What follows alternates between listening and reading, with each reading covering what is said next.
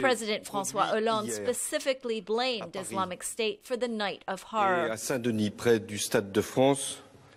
An act of war was committed by a terrorist army, Daesh, a jihadist army, against France, against the values we defend everywhere in the world, against what we are, a free country that means something to the whole planet.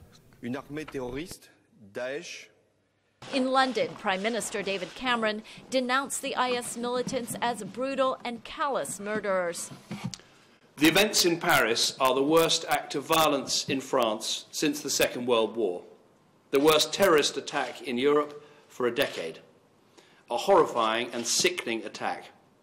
Our hearts go out to the French people and to all those who lost loved ones.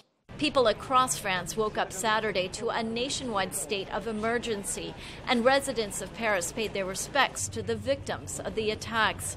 8 men identified as attackers died in Friday night's attacks, although their full identities have not yet been determined.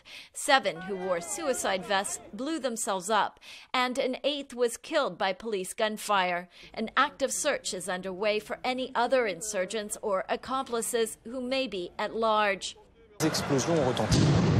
One of the first explosions was just outside a sports stadium, where President Hollande and a large crowd were watching a football match between the French and German national teams.